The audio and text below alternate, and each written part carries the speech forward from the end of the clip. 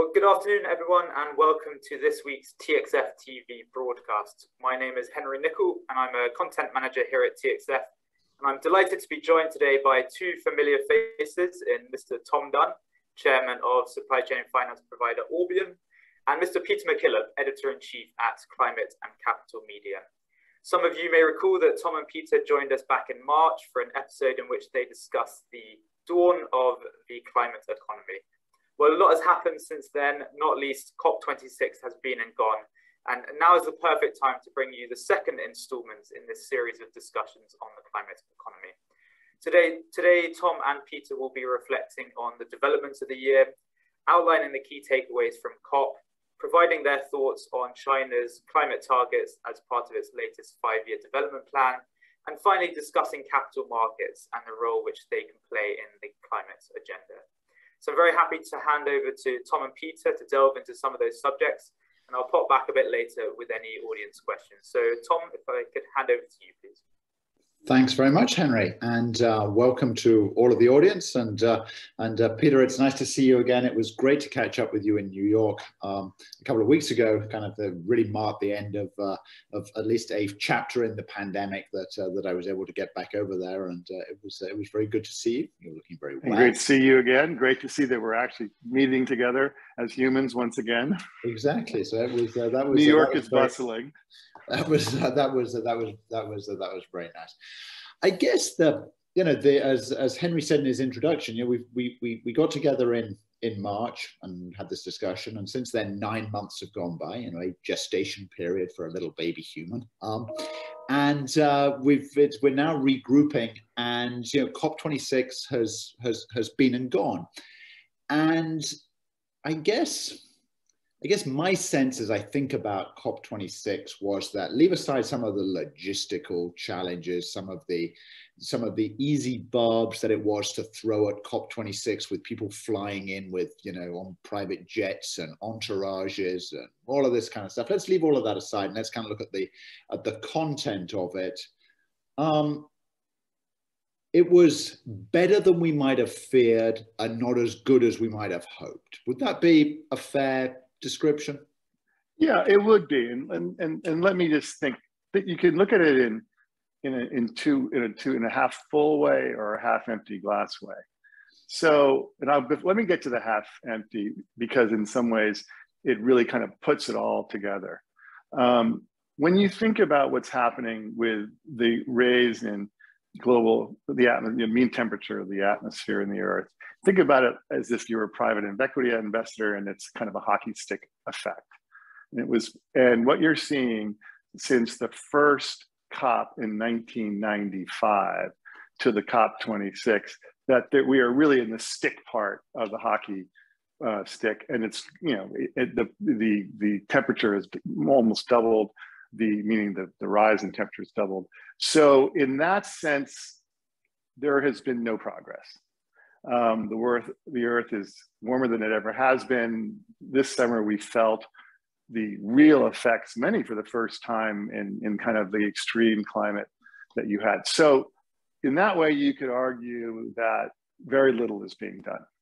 However, if you take the half full side, a lot happened in the last 9 months that baby was gestating. There's extraordinary amounts of capital that's being reallocated into kind of sustainability and renewable energy.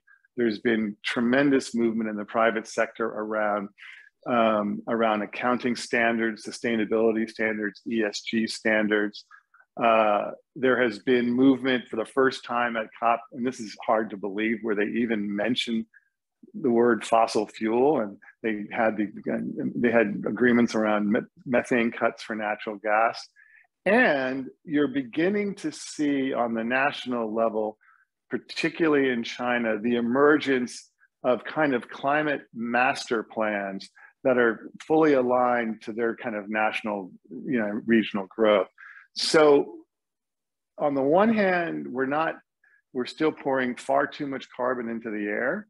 On the other hand, the private sector in particular is accelerating kind of its reallocation of capital, its focus and its investments towards all the new sectors of this so-called climate economy that's beginning to emerge. Yeah, there's some things that we'll kind of put a pin in for now, and we'll come back to a little bit later, in particular your comments about, I mean, we're going to talk about China as a separate topic in a few minutes. We're going to talk about the capital allocation. I've actually got some, maybe we'll have a slightly robust discussion about what that actually means at the moment. But as we kind of think about let's sort of go to the end of COP26 and kind of, the declaration that came out at the end. I guess, first of all, what do you think of what was your impression about the process? Do you share the view of our the Tokyo colleague and friend, Gillian Tett, that kind of the drama around the theatrics around COP26 are very important, as Gillian always does, brought in, notions of anthropology and Papua New Guinea and tribe rights and all of this kind of stuff. Is it important? Is this important signaling, or is this kind of this idea, the ideas or the notions that get created, again, as I use the word again, theatricality of it, that kind of everyone's pulling all-nighters to get to a deal, which actually isn't a deal. There's nothing contractual about what comes out. It's a set of words on a piece of paper that, frankly, really can be, at least from a legislative perspective, have no import whatsoever. Do you think it's helpful, or do you think it's a distraction that kind of creates a false sense of drama that allows people to not take this as seriously as they should do? Yeah, I guess I don't quite agree there. I think it's a bit of both. I would say that the actual COP process, with the literally thousands of delegations. There was one from the Democratic Republic of Congo that had 350 delegates. The process itself is in serious need of review. You had more fossil fuel lobbyists there than the combined total of the 8 countries that are most affected by climate change. So there are lots of kind of process issues, and that's not surprising. And that's why over 25 years, there's been very little, accomplished when it comes to kind of real hard binding practices. I think the area where it's kind of interesting is kind of there are 2 ways of thinking about it. From a rock concert stand report, it's like the Lollapalooza of climate. You had 30,000 people plus packed in, to a giant kind of, trade fair like, environments. Another way of thinking about it is like the old caravanserais of kind of the China Silk Road, where literally tens of thousands of, well, in this case, tens of thousands of people are coming together, talking, doing deals. I mean, for every COP discussion, there were probably 100 private, webinars and seminars and conferences. So in that sense, this collective kind of coming together, this happening around climate, which is only getting bigger by the year, shows to me that people are taking it seriously. However, is it a placebo? Is it make people feel good? I think there's a bit of both, because not a whole lot was really accomplished other than just everyone. It's like any conference you go to. You go there, you have a great discussion with people, and then you get on a plane and you're off to the next thing. So what really matters, particularly in the next year, is kind of how they will take what was agreed upon, and how will they reconvene in a year from now and actually do something or report back on some of the progress that was made this year.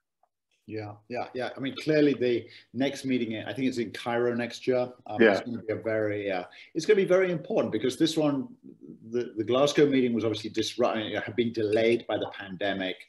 And possibly even the fact that it was sort of the first, it was the first time that 30,000 people had gathered since before the pandemic. Sort of that in and of itself created a little bit more party excitement than might have been the case. Just the relief that finally people were back in the same room together and the conference room together. Whereas if people just are a little more measured, it's not quite the excitement of the new going into Cairo. It might be interesting. Yeah, I would say one challenge, particularly if you're a journalist or frankly anyone who's covering all this, there's such a tsunami of information that hits you that in many ways some of the most interesting studies and some of the most interesting discussions were missed by most people. And I think I wish there was a way that this could be kind of more laid out over a kind of smoother 12-month period, because there was just too much information for any human to be able to digest.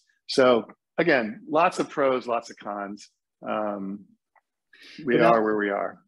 Yeah, let's use that kind of that notion about the kind of some of the unreported stories to turn to kind of pivot a little bit to someone that obviously was so there was the headlines about Xi Jinping not coming to Glasgow, but I think that as you and I talked about in New York, the great underreported story, if not totally unreported, is just the progress that China is actually making, and the significant statements, and when they make a statement in their 5-year plan, they have the historical record is that 5-year plans get followed, and that statements that go into that are not made lightly. Let's have a little bit of a chat about kind of, what they have just put into their most recent 5-year plan, because I think it makes really interesting reading and actually illustrates in many respects the way that, we could almost think about best practice, not necessarily in terms of what they will end up achieving, but in terms of the way that they are thinking about it. Yeah, it was really interesting. And it was clearly the agreement that John Kerry and his Chinese counterpart made was in many ways the most important piece of news out of COP. And it was interesting because that was then followed up by the first bilateral discussions between Biden and Xi Jinping.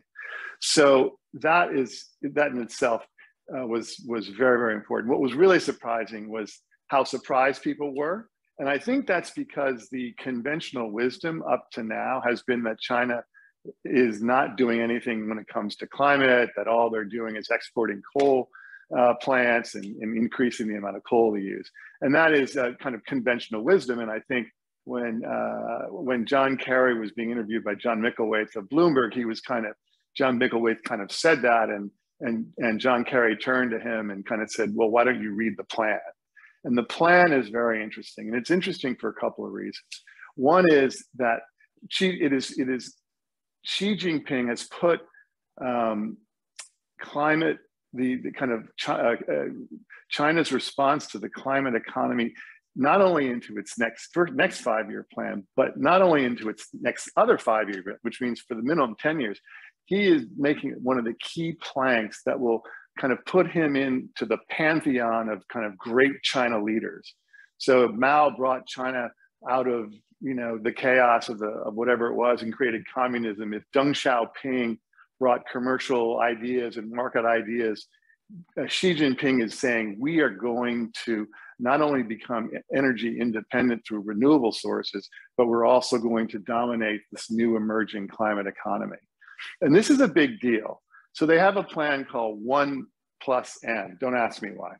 But the plan basically is probably the most comprehensive set of guidelines and rules, which is very typical of how China operates, on how, from a step-by-step basis, every industry in China, its power grid, everything that it does is going to start aligning to longer-term goals as to how to make themselves not only kind of energy independent, which is obviously a great long-term goal for China, but also that they really can dominate and own big elements of this economy, and along with a bunch of other key priorities, this is kind of going to be Xi Jinping's legacy.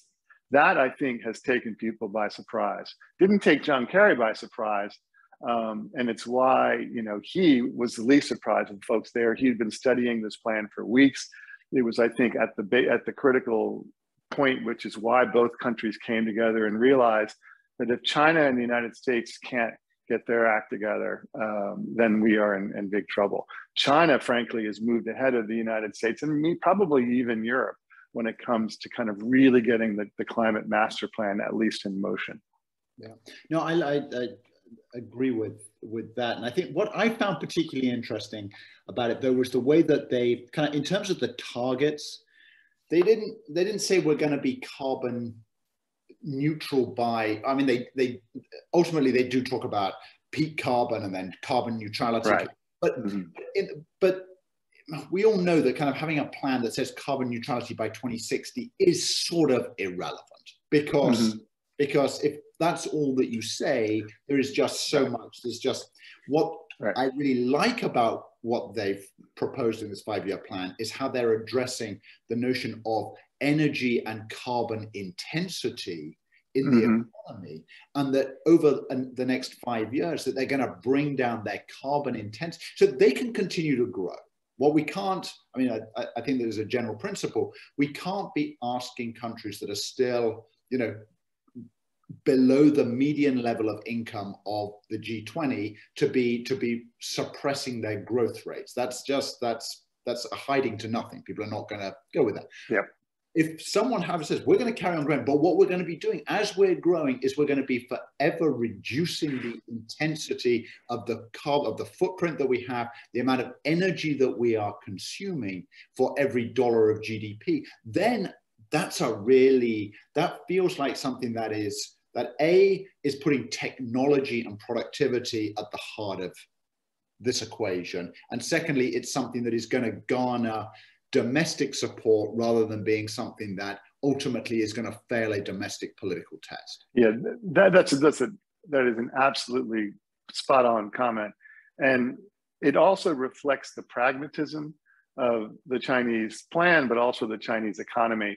And since both of us have been kind of in the Asia region since the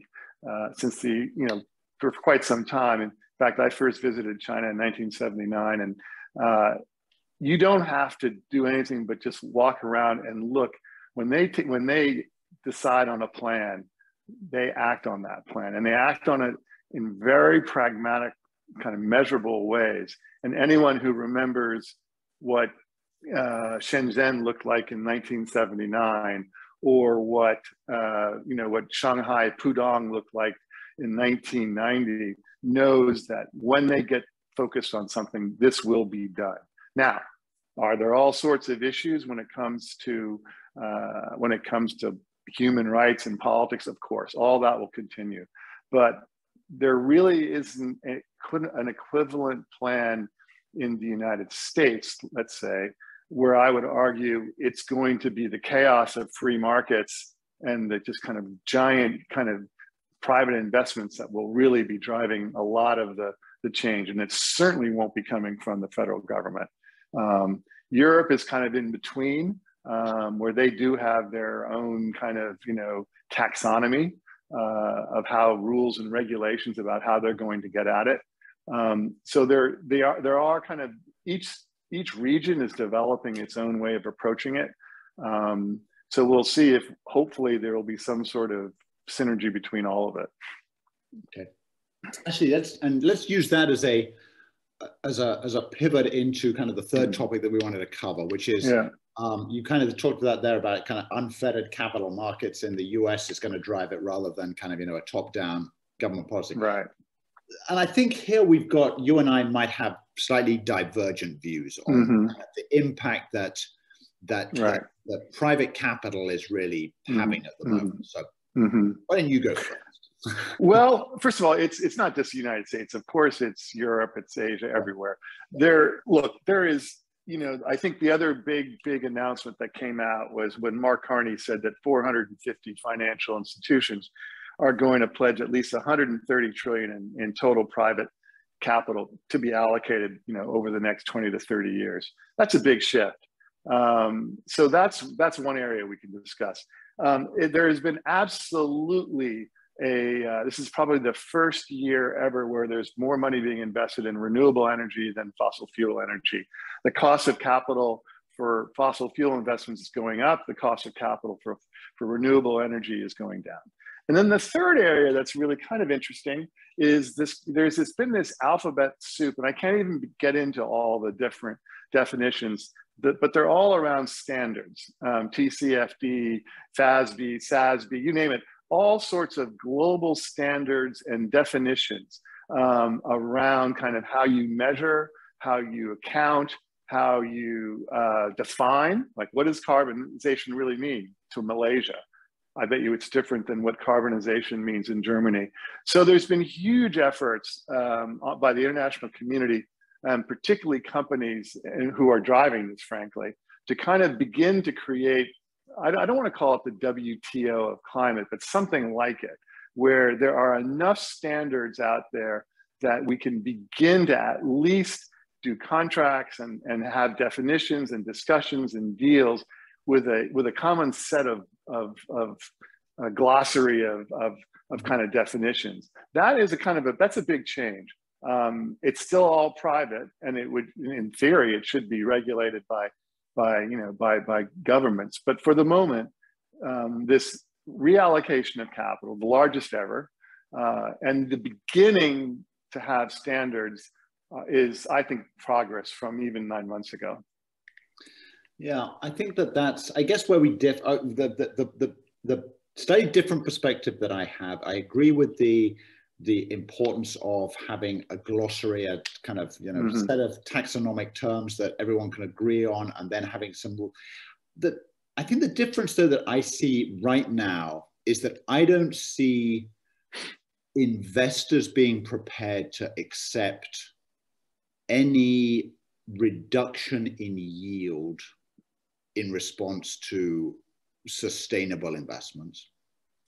And I don't see consumers being prepared to pay any higher prices in return for sustainable products or services that they're taking.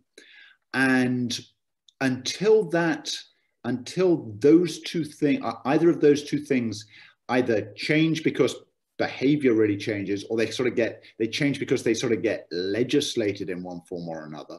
Until then, so much of the money that is being invested is sort of chasing subsidies.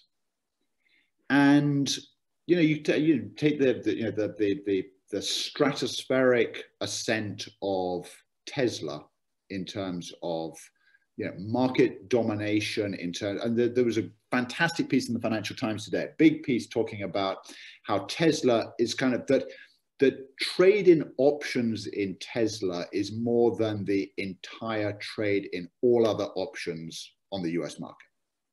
And it's 6 times the trade that takes place in all stocks in the UK. I mean, it's dominating. And yet that's a company that is based entirely upon government subsidies, whether it's the sale of the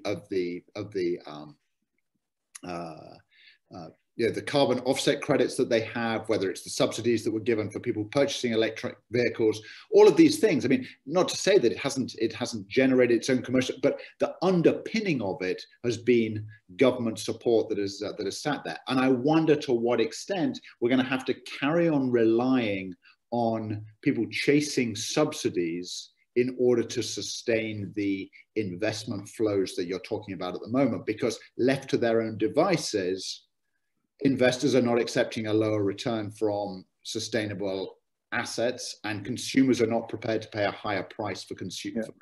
Right. Yeah. Let's break that into 3 parts.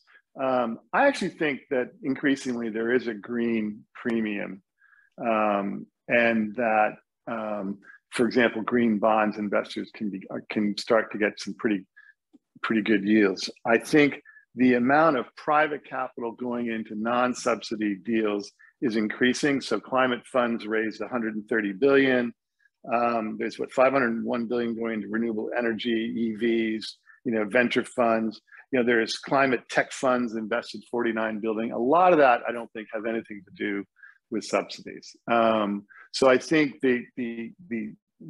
people are chasing a lot of new and interesting kind of climate renewable energy investing. I would almost argue and agree with you that there is actually a climate potential for a climate green bubble.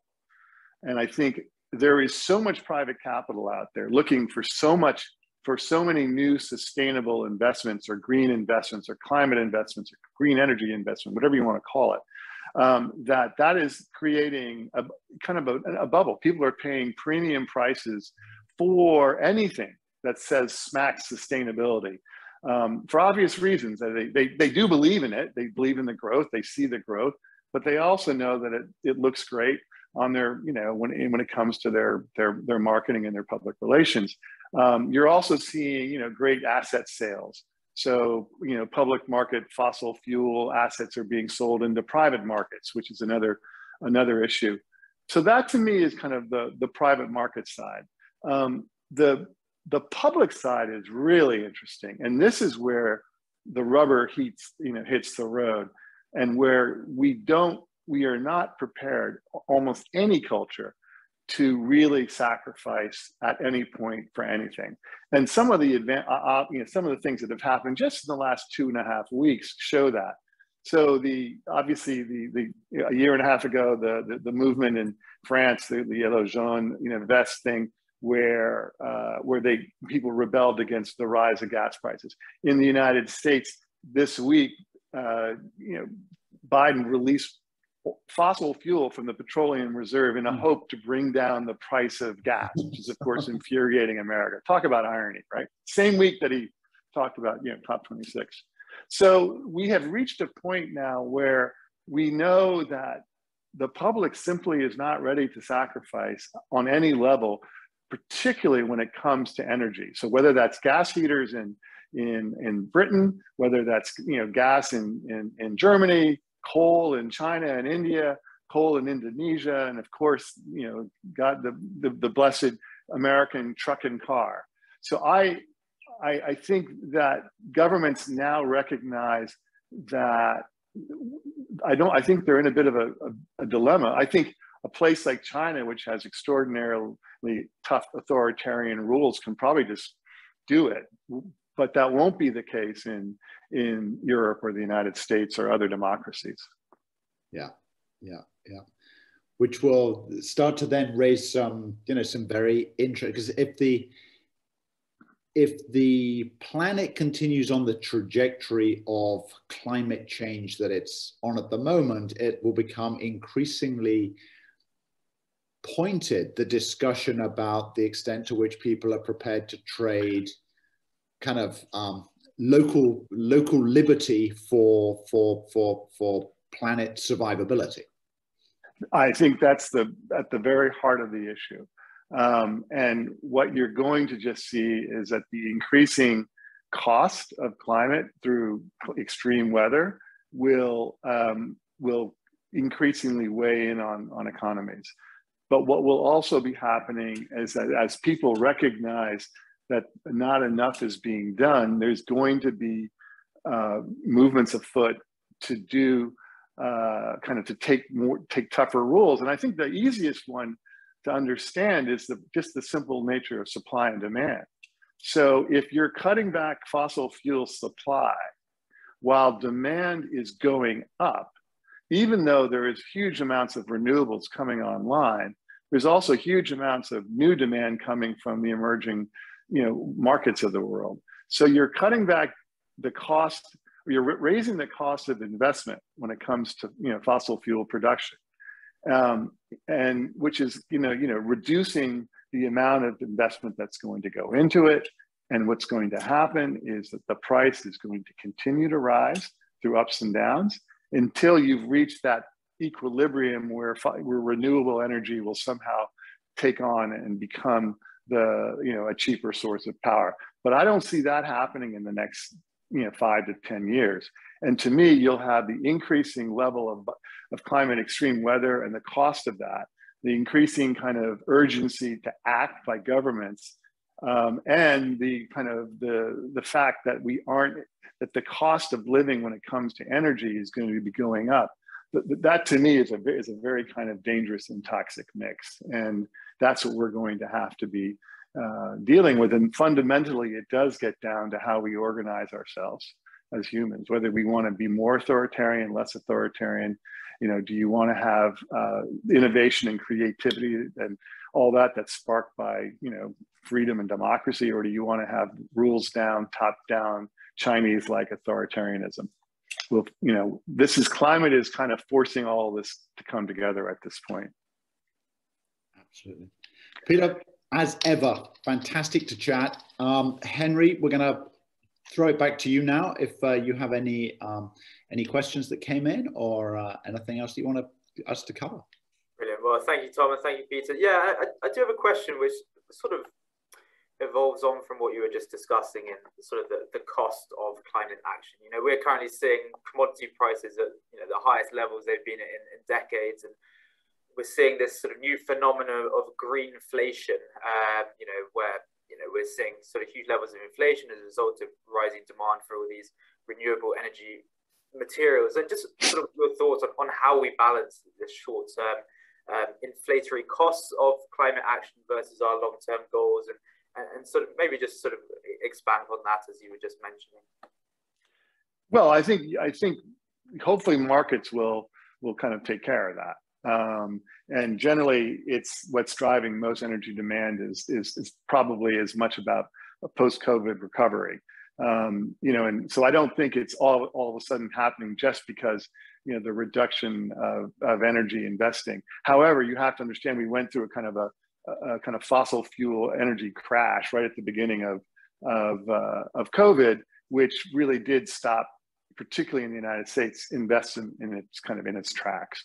The question going forward is, and getting back to Tom's point around energy intensity, is kind of how are we going to balance the continuing use of fossil fuel investment, while at the same time kind of, you know, really, you know, trying to shift that economy to kind of a renewable energy. The part of the problem is that much of the world has been focused on reducing energy demand, which is good, and that's what all the kind of the country targets. But there's no efforts, and the reason why is because of the markets. There's no efforts to actually take fossil fuel offline. I mean, there have been in coal, for example, but actually there's more fossil fuel than ever that's going online. Now that's creating obviously huge political angst, particularly in democracies. It's obviously creating huge pollution problems in places like India and China, but it's also going to be at the source of a lot of the kind of government rulemaking and regulating. So getting that balance right, and, you know, getting people to maybe take it in a way that isn't as extreme as, say, environmentalists want, but also isn't as kind of obstructionist as maybe the traditional fossil fuel companies want. And frankly, is it a plan like China or Europe? Who knows? But that to me is the real crux of what's going to have to happen over the next 5 years. Yeah, I would just add to that a little comment that I think one of the things we're going to have to, particularly in the European, US, the developed economies of the world, we're probably going to have to accept that there needs to be just flat out less consumption. That there needs to be, you know, to pick, you know, three simple examples or three sort of obvious examples. Yeah, there needs to be less cheap flights to, you know, just because you fancy doing something that, you know, our parents or grandparents never thought about doing, it, popping over to Prague for a weekend, which is enabled by, you know, the rise of budget airlines.